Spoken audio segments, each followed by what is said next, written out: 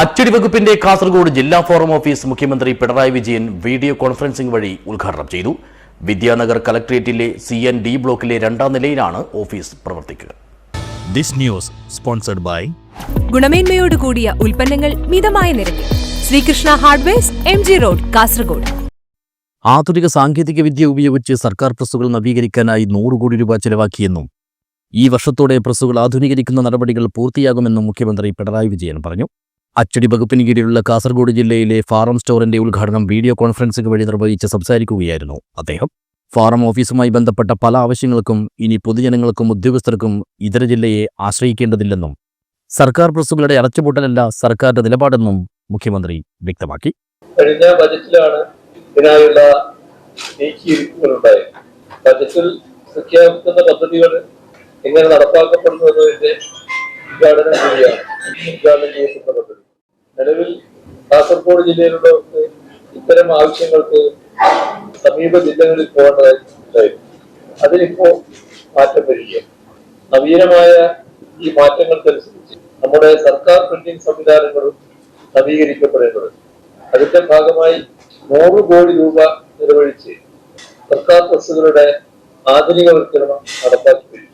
ഈ വർഷത്തോടെ നവീകരണ പദ്ധതികൾ പൂർത്തീകരണത്തിലേക്ക്.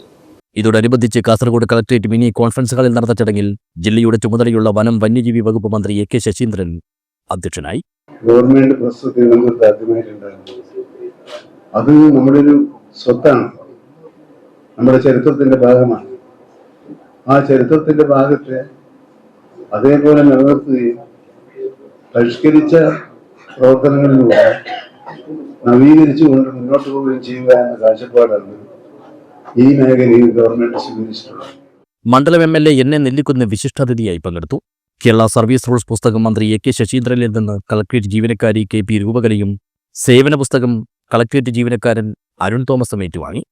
ഗസറ്റ് വിജ്ഞാപനത്തിലുള്ള അപേക്ഷകൾ അബ്ദുൽ അഷ്റഫിൽ നിന്ന് അച്ചടി വകുപ്പ് controller of forms VR Prashanth കുമാറാണ് ഏറ്റുവാങ്ങിയത്.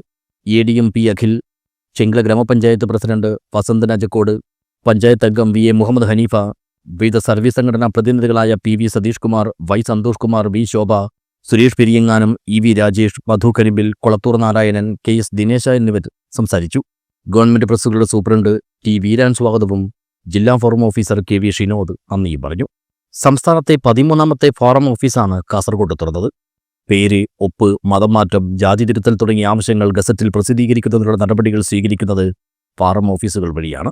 വിവിധ സർക്കാർ ഓഫീസുകളിലേക്കുള്ള ഫാറങ്ങളും രജിസ്റ്ററുകളും വകുപ്പുതല പരീക്ഷകൾക്ക് ആവശ്യമായ പുസ്തകങ്ങളും ഈ ഓഫീസിൽ നിന്ന് വിതരണം ചെയ്യും. നേരത്തെ കണ്ണൂരിലെ ഫാറം ഓഫീസിൽ നിന്ന് ലഭ്യമായിരുന്ന സേവനങ്ങളെല്ലാം ഇനി മുതൽ കാസർഗോട്ടെ ഈ പുതിയ ഓഫീസിൽ നിന്നായിരിക്കും ലഭിക്കുക.